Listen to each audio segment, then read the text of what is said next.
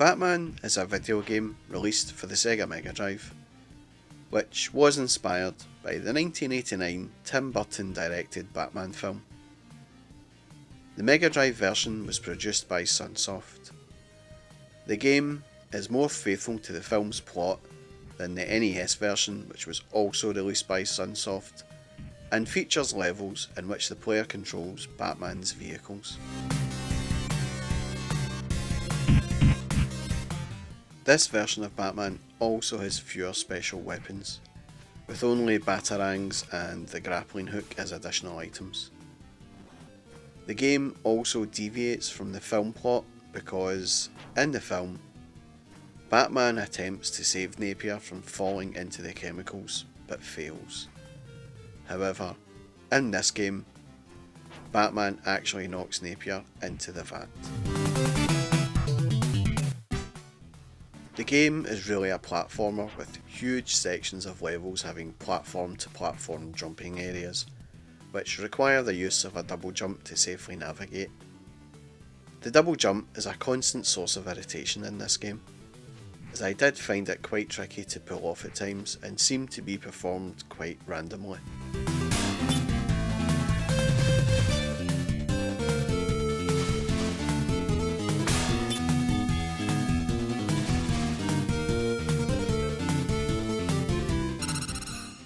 The level design is very good, with the Axis chemical plant looking very industrial, albeit nothing like the Axis chemical plant seen in the movie, and the Flugelheim Museum looking very bright and welcoming.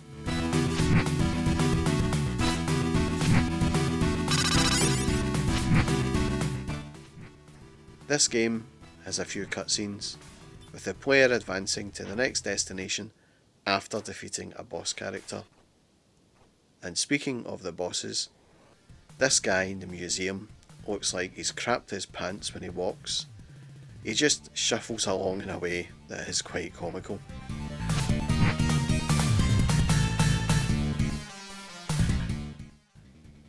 Some of the enemies look fairly random, with level thugs not looking like anything from the movie, and only some of the level bosses resembling characters seen in the film.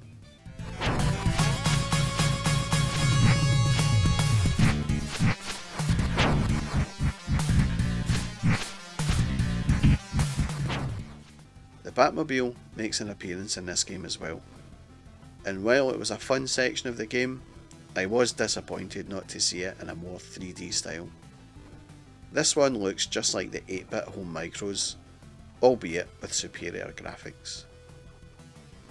The Batmobile itself looks quite nice in this version, with the flame effect from the rear, and the guns protruding from the bodywork of the car.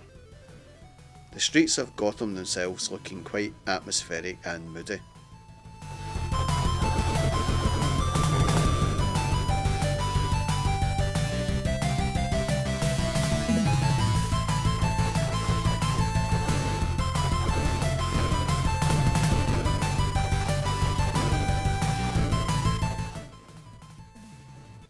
The Batwing also puts in an appearance in this version in the form of a sideways shooter, and again, the detail on the Batwing is pretty sweet, especially when it banks up or down.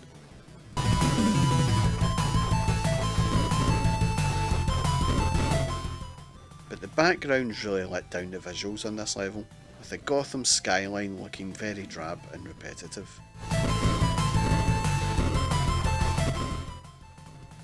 The music in this game is excellent, with a lot of good tunes that fit the mood of each level perfectly, and the music at the start of the game when the demo lays out the plot of the movie is amazing.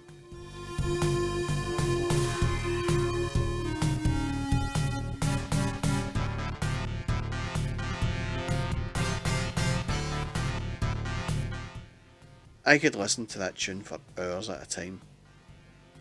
The visuals of Batman, the Joker and Vicky Vale all looking impressive as well.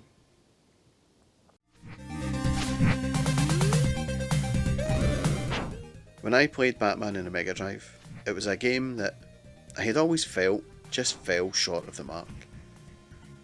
It was fun to play, but when the thing that sticks out the most about the game was the size of the case and the music, then there must be something wrong here.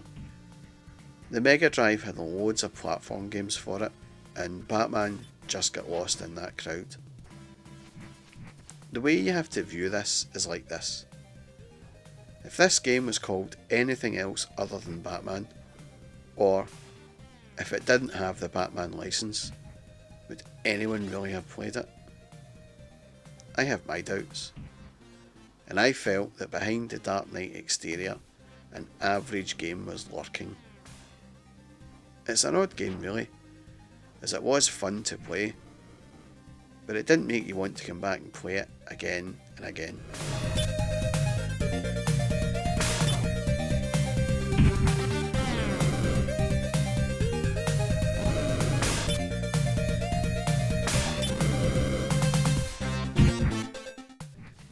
Overall, Batman was a good attempt by Sunsoft at adapting the NES version for the Megadrive, but it just lacked that certain something in the gameplay that made it stand out against its contemporaries of the time. C+, could do better, room for improvement. All of these things would be on Batman's report card. What are your opinions on Batman and the Megadrive? Please feel free to leave a comment below, and as always, please like and subscribe. That's all from me folks. Thanks for watching.